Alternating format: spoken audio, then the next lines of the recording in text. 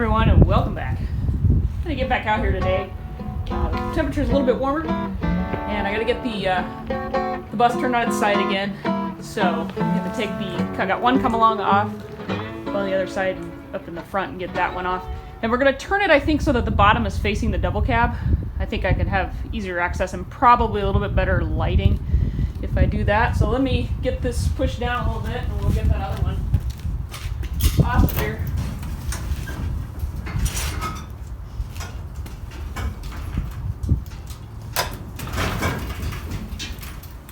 Hold right there.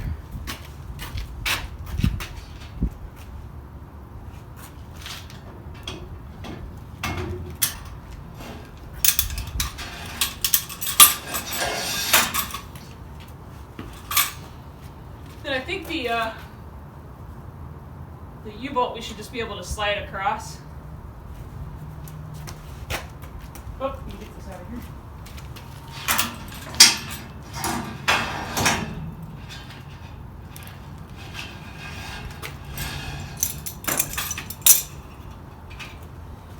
So it doesn't have anything holding it right now, it's just sitting by itself.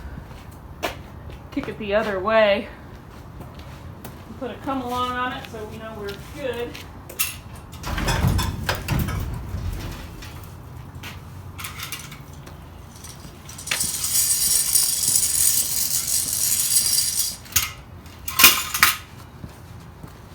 Let me get those U-bolts up on top, flipped over. What I'm talking about here.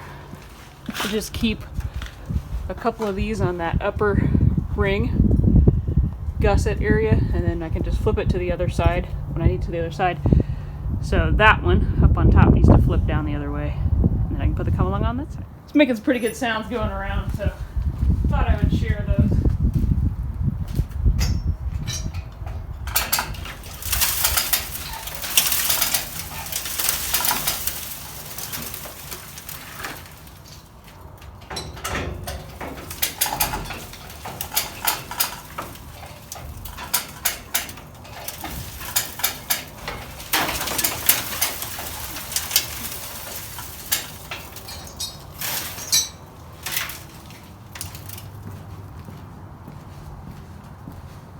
Let's see how much further I think I want to go around here. You know, like in here, I'm not going to be able to cut that away without band-aiding it over first. Same is true like down in here. So we're going to kind of have to figure out what order we want to cut. I think the bottom one, I think this one down in here, the main chassis down in here, chassis rail, is in better shape. I don't know if you can see right there, it's kind of punked up right there. That might be a good place to start. But we're going to have to start by kind of taking out the things that we don't want in there. Like this right here, this main tube, and that's covering the heat tube. Take all that out. We know where that goes, so if I take it out, it's not a big deal. I don't have to know where it goes back in. I bought the piece that goes right here. Had a $500 gift card from Mid-America Motor Works for winning the Best in Show with my double cab.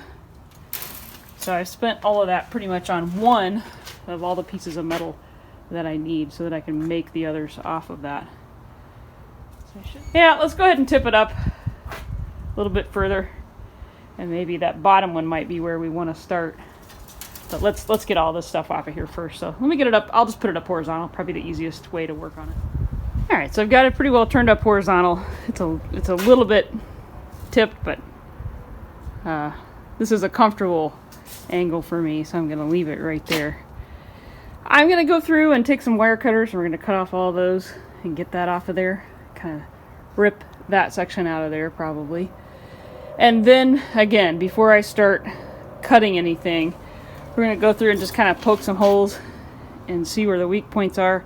We'll put some band-aids on, fix the points that need fixed, and then come back and take off the band-aids and fix those areas.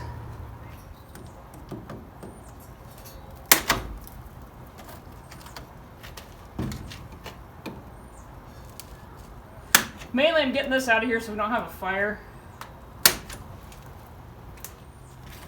take this off and the whole bus falls apart.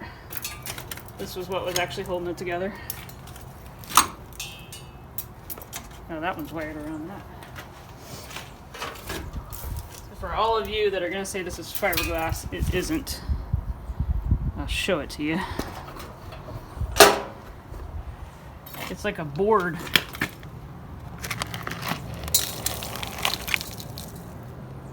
Not sure what it is, but it's not fiberglass. Let's get that off of there.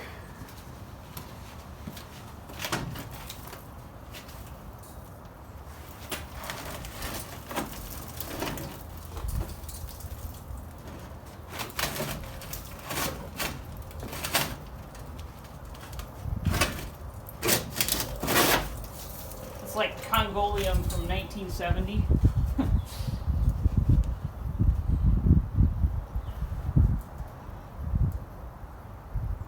Actually, it says gasket material on it. Gasket material. I'll show you why I thought it was linoleum. Looked like it had a pattern. I don't know if you can see that or not. It looks like it has a pattern to it. Gasket material. What a waste. Wasted all that good gasket material. That's probably not going to go through there.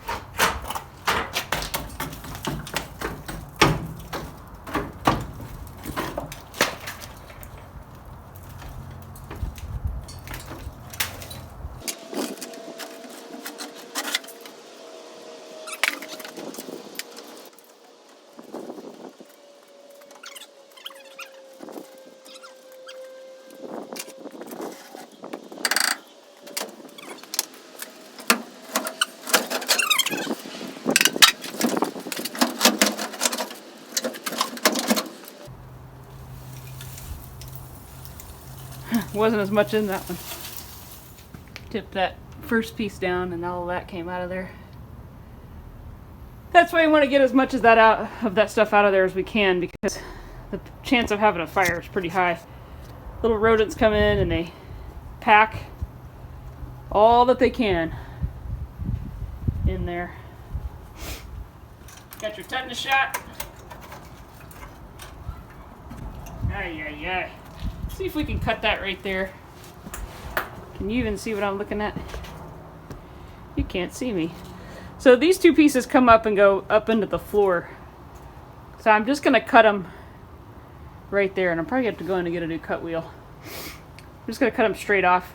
Because this piece, this straight piece right here, or it's not really straight, but that piece does not go there. That is actually not part of the chassis, not part of the bus. It's just something somebody's cut and welded and put in there. So that whole thing has to come out. But it is not coming out until I have put a sister piece next to it and we've kind of band-aided everything up, because I think it's probably what's holding the bus together right now. So I've almost got this piece here off. Here we go.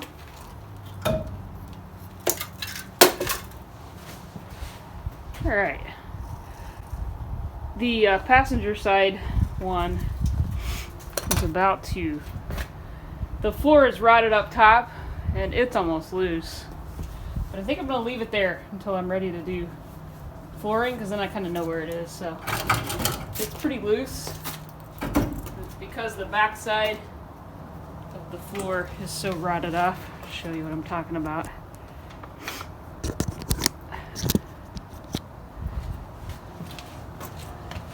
So that's this tube right here. Can't really get you a good view. You can see that one is almost rotted off of there. But when I put the floor in, I want to know where those go exactly, because I am not planning on buying a factory floor piece. Spoiler alert. So that is going to get left in there until we kind of figure out where that goes. I'm going to just go along with a hammer along back here, and we're going to give it a good whack and hope the thing doesn't fall.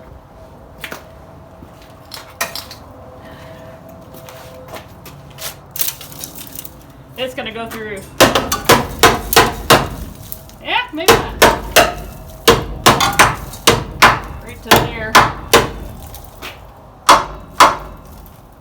good.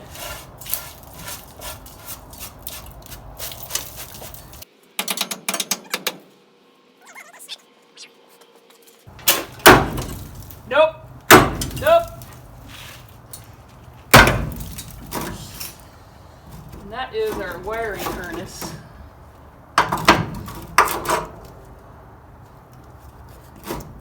So I need to probably get that out of there. When I'm welding on this, I don't want that in there. We don't want to burn that up. So let me work that back. We'll get that out. Save what we can of it. And keep working our way along this. Just thought I'd show you. So that wiring harness comes, you can see where that wire's hanging looking at you there. Comes all the way down. That's the top of the deck lid. Comes down around. I'm following it. It's the black wrapped bundle that's right there. Comes down right here. And then that actually goes into this whole harness here. I'm following that back more for myself when I go to put this thing back together than anything else. You know, it might be too brittle to even bother with saving it, but I always try. We'll try and pull it out of there. It is very nice having it on the rotisserie though.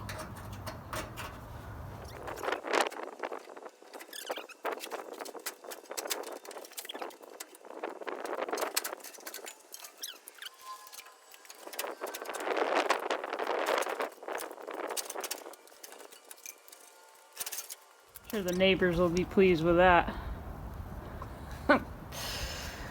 Oh Lord. Neighborhood value just went down.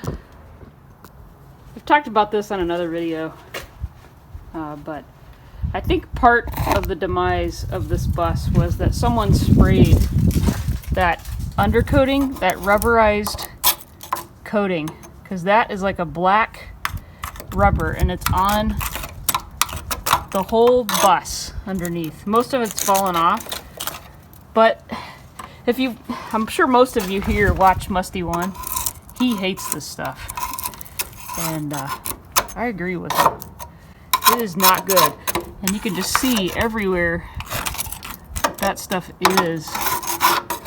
is not fresh paint under there. So I'm not a believer. I'm not sold on it. So this is all inside here, so I'm going to go ahead and scrape all of that out too. I know, the prep work takes forever.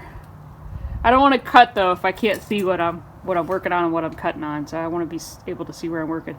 Because this is going to have to be done in the exact steps to keep it from collapsing. So I can't just do like you normally would do,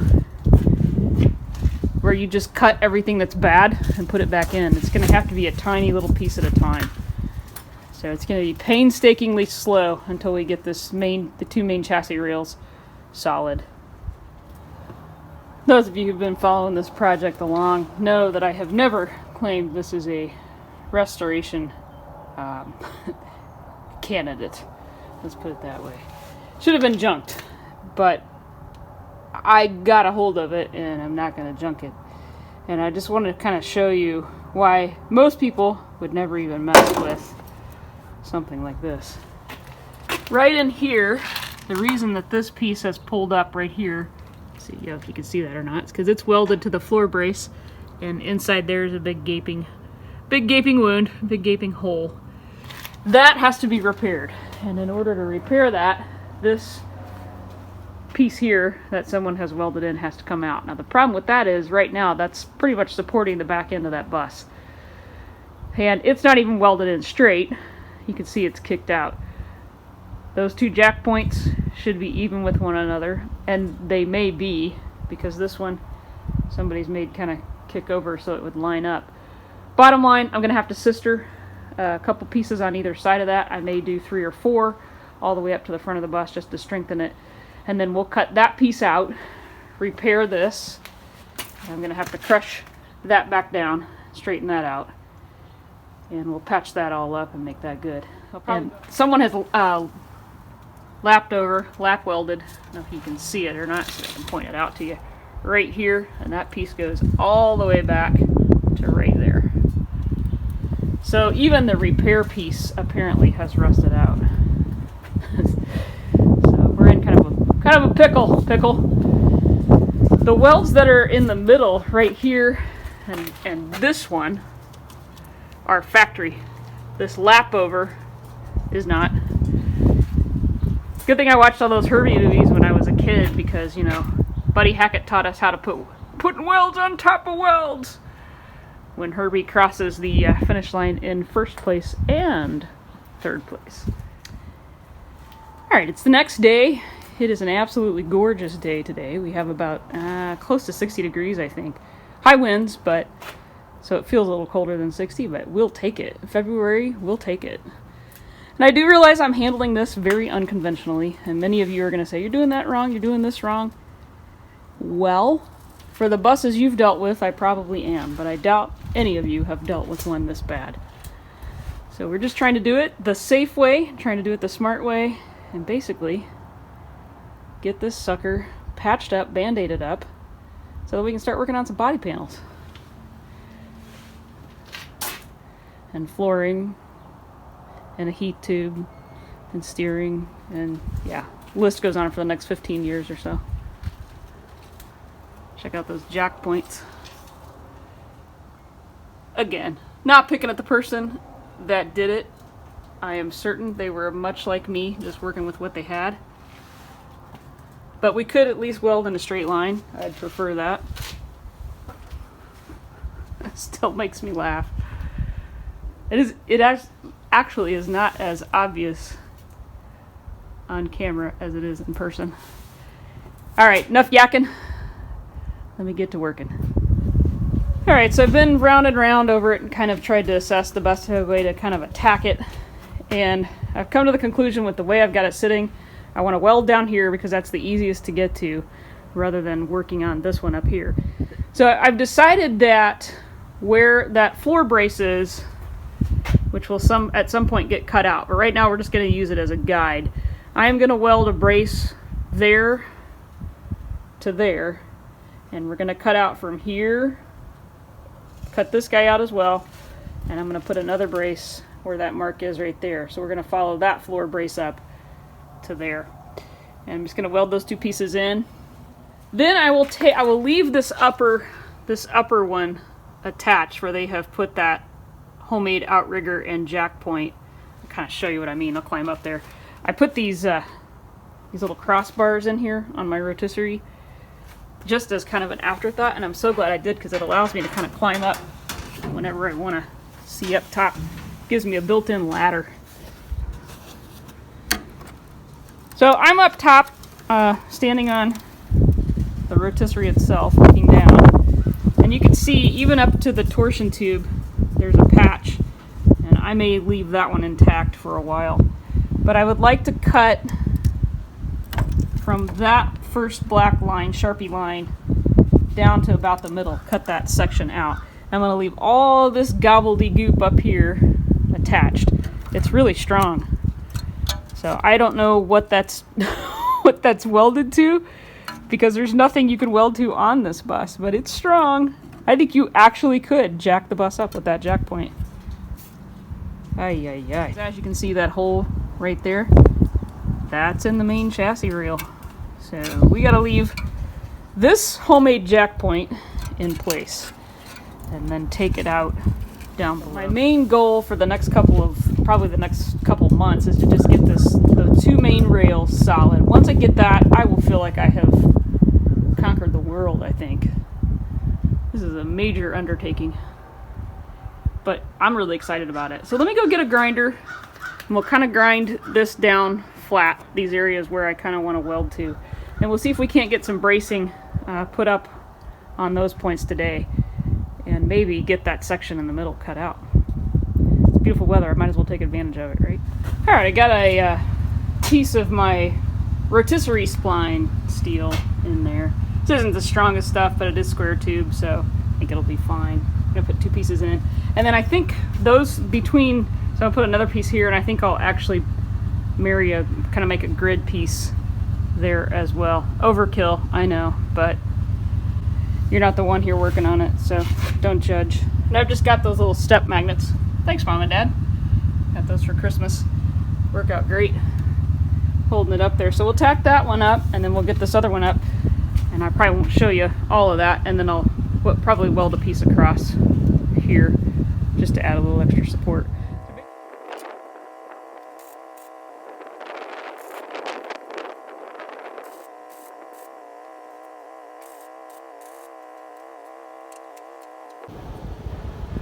Now when I put those two pieces in, you can really see how crooked this piece right here is. Got the two orange ones on the outside I just put in.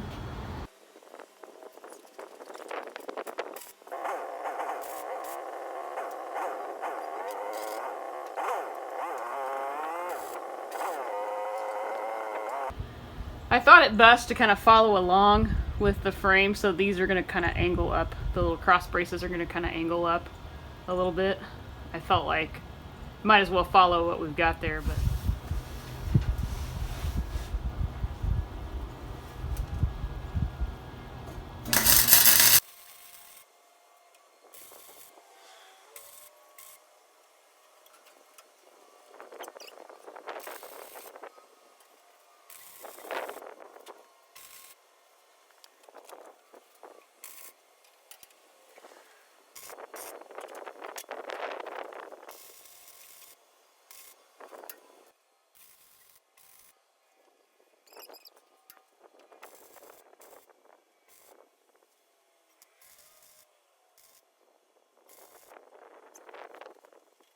should have put my welding shirt on. It's catching my sweater on fire. Oh, well, that looks like it would be strong enough. What do you say we go give it a test? Oh yeah. I can't jump up and down on it and hold the camera at the same time, but that definitely feels pretty strong. It's as strong as what's on there, I'd say. So, why don't we try and make our first cut on this big piece of U-channel here. Now I will say that that's offering quite a bit of stability, so let's just hope my brace is good enough. I don't know what that is, probably 1/4 inch. You can probably see better than I can. I gotta cut through this.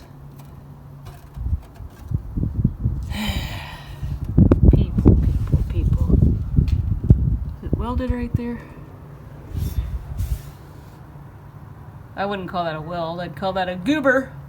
But it is goobered on there pretty good. Maybe I could just cut the weld area. I don't know. Let me go get the plasma cutter and we'll see what kind of damage we can do on that. Crank it up. See what we get. Tell me if it starts a fire now, or if the bus falls. Let me know.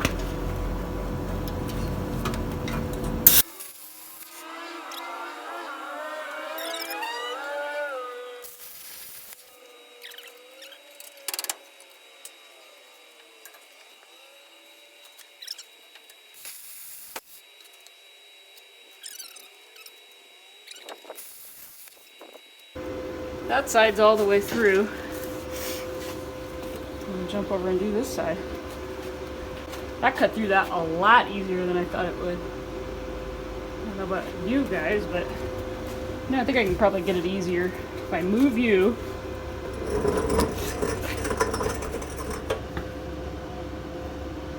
You should be able to see right there.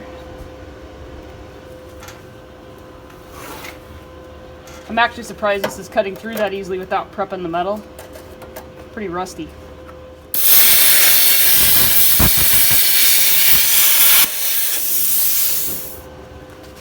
That one's through all the way?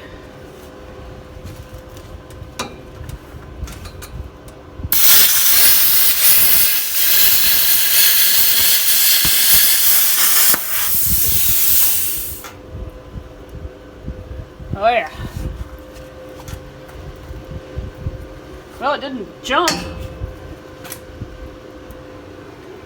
Didn't move at all. So I'm going to come up here and cut that one out up there, and we'll take that middle piece out.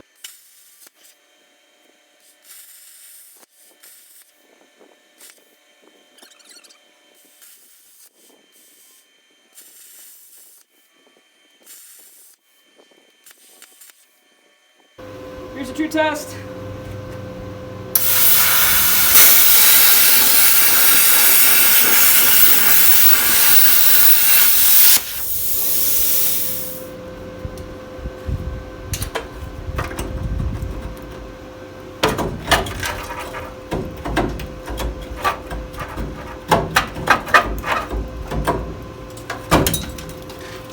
Attached somewhere down there.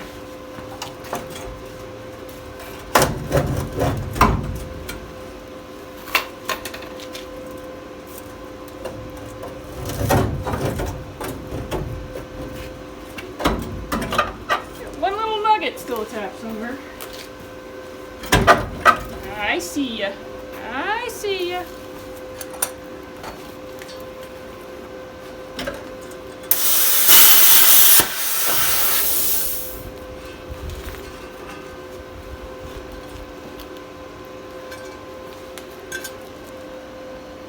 That's pretty heavy duty stuff. It took 2 passes through the thicker area. Huh. I'm impressed. Well, you know, I kept saying the back of the bus was heavier than the front. I bet this piece right here, no lie, I bet this weighs close to 20 pounds.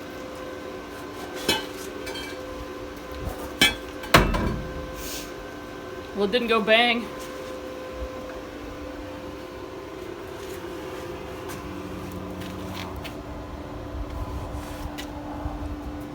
So we got to cut that piece out as well. I bought this piece. Get my glove off so I can show you. This piece right here that has the hole in the center and then all those other holes. I bought this piece. And obviously, well, I think actually they come notched already, so you don't have to worry about trying to fish those through. Yeah, I bought that piece with my gift certificate money. I don't have to make that one. So we do have that piece. Don't have to make it. But down in here, we have to make all of this. What a mess. Man alive. Look at that. Let me cut this piece out right here so you can see down in there, and I'll clear some of this away too. Wow. You know what's so hard for me to believe is that this was only on the road 10 years, and it got this bad in 10 years. And it only has 51,000 miles on the speedometer, or odometer rather, but yeah, pretty incredible. Typical Michigan car. I want to keep that piece because I got to make one of those little keyhole pieces, so we don't want to lose that. Move it down there. Let me cut some of this out so you can see just how bad it is down there.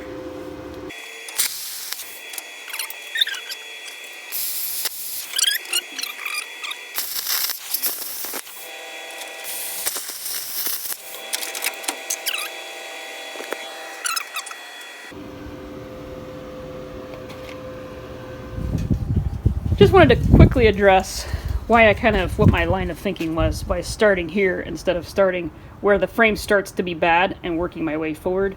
Well, if I put a brace here, even that one that was there, I just don't feel good about it. It's not strong enough.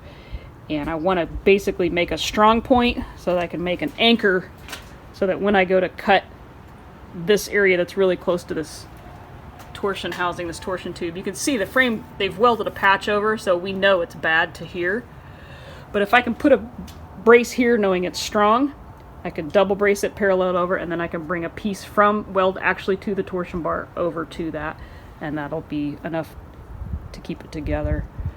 So that's kind of my line of thinking for this, is to make a starting strong point a little ways away from that so that we can then use that as a brace for this. Make sense? Clear as mud? Yeah, I thought so.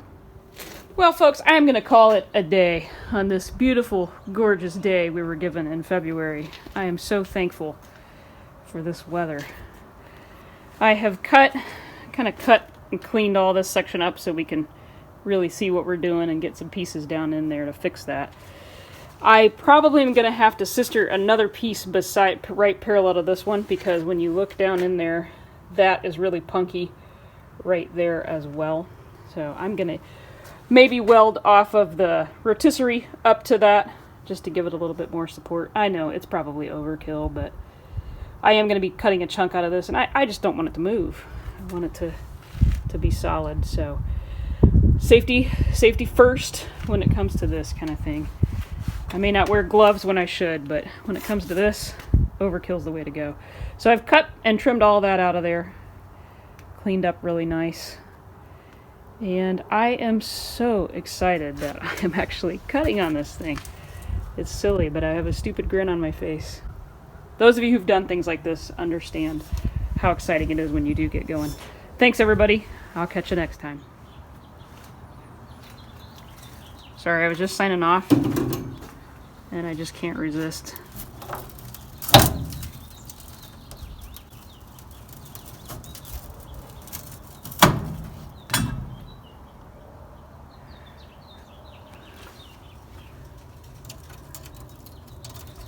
It's actually probably still usable, except for that one little spot right there. Ooh, pickle. So this is one of probably about 2.5 scoopfuls of sand that came out of the frame on Pickle. No wonder it rusted out, huh? All that moisture just got held inside there, I guess. Alright, remember those old Vise-grips that came out of old Pickle? Came off the clutch? We're going to get all sciencey on you. And now we're going to do electrolysis. See, science can be fun. The Vise-grips are not touching our sacrificial pieces. So they're just suspended. They're not touching the bottom, and they're not touching our sacrificial pieces. So that should be good to go. And then I'm going to add a positive charge to our sacrificial steel. That's there. Let's put that on the other side since my battery's over here. And then we're going to add a negative charge to our pliers. And we can do that by just putting it on the hanger that I've got hanging here.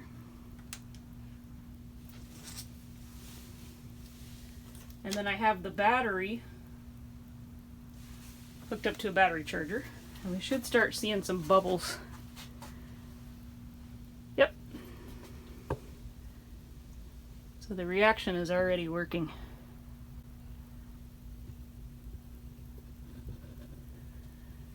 If you can see that or not, but it's already started. So we're basically wanting to transfer the rust to our sacrificial steel. The sodium carbonate just increases the conductivity of water, and then we'll check it in a couple days and see if we can't get those kind of cleaned up a little bit. So that's what it looks like now. It's been going for 2 days. Well, 2 days and 2 nights, I guess. So I'm going to unhook it and pull them out and kind of clean off the sacrificial steel and let it run one more day, and then we'll see what we get. So there's one of the pieces. But I'm going to go ahead and scrape that off so it'll have a fresh place to put it today. See how much more we can get off of there. I think I'm going to put him back in for a little while longer. This black kind of patina area is what we're going for. And we're starting to get it right up here too. So I think I'm going to stick them back in. We got that patina in the same areas all the way around. But the inside's still kind of gritty.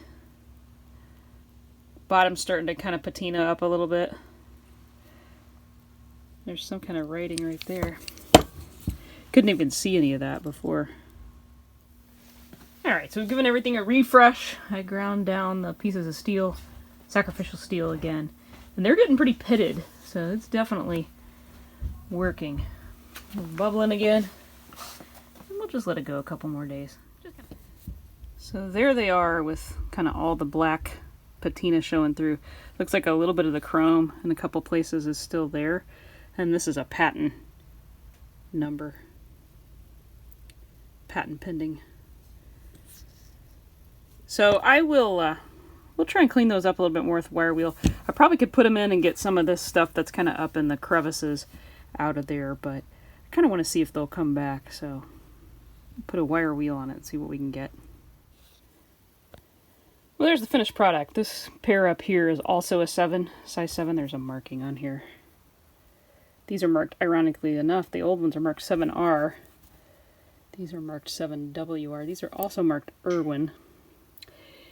And I'm certain that these vice grips came from an auction purchase. But these are the ones off of Pickle. The only real difference is the vice grip logo is a little different size. The old one's logo is a little bit bigger. And I noticed here, there's like a pinch here where these don't have that. And then these also, the newer ones, don't have the patent information on them, like this one does. And then the other side, and these say vice grip, and then these have the DeWitt, if you can see that or not, DeWitt Manufacturing. Peterson DeWitt Manufacturing Company, Nebraska, USA. So I could polish them up a little bit more, but I really like the way that the patina came through. So I'm going to keep them that way. I oiled them with a little bit of oil to kind of knock down some of the shine, and I think they're just about perfect when compared to a newer pair. I'm really happy with how those turned out. And I just spent about 5 minutes with the wire wheel. And they really, even down in the grooves, I don't know if you can see that or not. I had to put a new spring in these, but down in the grooves down in there, the electrolysis even got down in there. And even in the teeth.